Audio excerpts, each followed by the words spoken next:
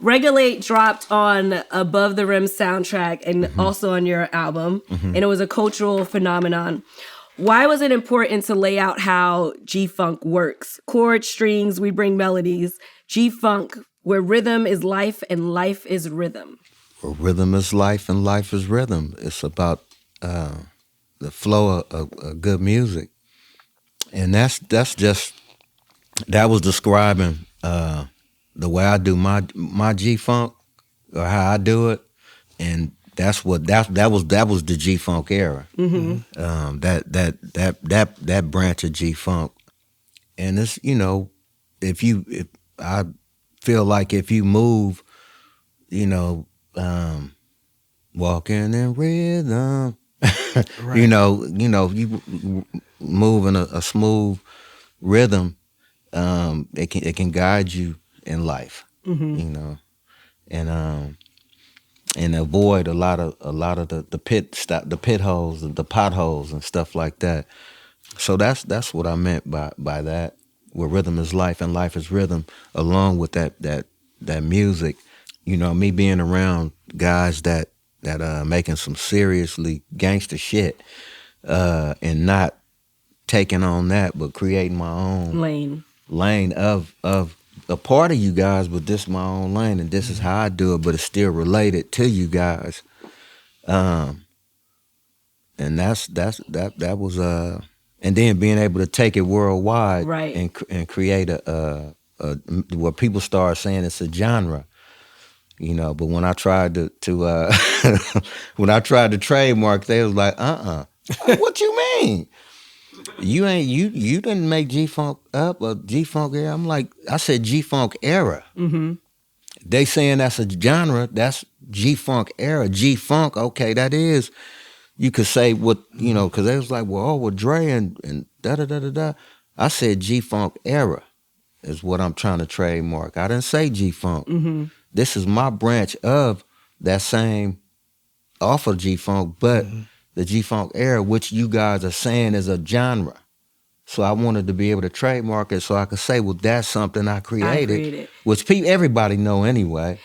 Yeah, and it is feel-good music. You just can't help but smile. And, it makes me really feel like when it plays, and I'm not in California, but it plays, it makes me really feel like I'm from California, even though I'm from New York. And it makes you feel good, even though y'all talking about some gangster shit. Right. Y'all talking about getting robbed and gunplay and all that. But you it feels good, though.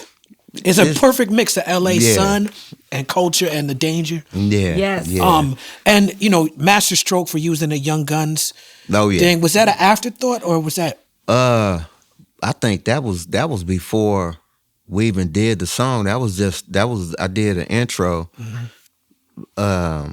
We always used to say we got to regulate this, we got to regulate that. That's what we used to say just on the normal. Me seeing the movie The Young Guns, and I seen where he said regulators. Regulated, and he's still in the victim. And we were saying that we got to regulate. So when you saw that in the movie, saying that that's in the hard. Street. Yeah, I was like, this hard. Shit is dope. So on my MP, I sampled each part in the pad. I went out of the VCR to RCA. This is technical talk for all you techies out there. Yeah, into my MPC into the recording, and I went to the numbers, played it, and just sampled this part, rewound it back, sampled that part, rewound it back, sampled that part, and had all the parts in there. And I was like, what am I gonna put this on? And then that's when I started fucking around, because my whole thing was I wanted to do a record with Nate, sort of, like me and him, like how Snoop and Dre was the dynamic duo. Okay, you got Warren and Nate. This is another dynamic duo together. So I was just trying to figure out how could we be different and not be on no super duper hardcore shit. Let's just change the way it's gonna feel.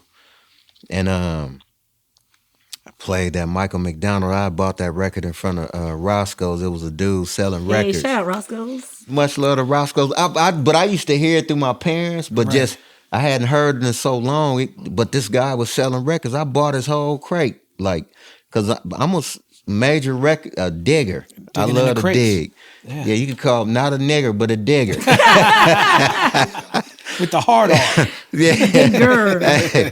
And out of that crate, that's where that came from. forgetting. And he at the same time Half Dead heard it too, and he was like, "Nigga, that shit, that's the record, Warren." I did that motherfucker, and I was like, "Shit, let me get Nate, see what he could put on it."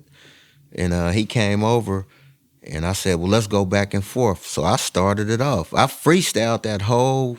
I mean, I ain't no super duper freestyler, but I freestyled that whole. You set it verse. up like the whole first verse was freestyle. You set it up like a Hemingway novel. You know what I'm saying?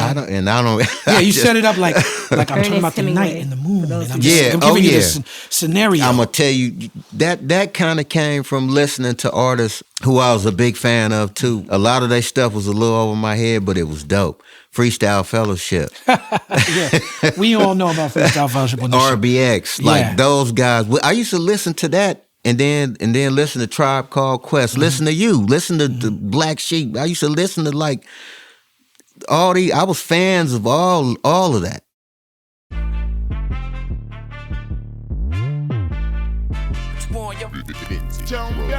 What we done started. Look at what we done started. This the people party. When opportunity knocking, then young nigga move that door. Whoa. Get your foot stuck in it. Call me young. Go get it. They can't fuck with it. Might as well roll with it.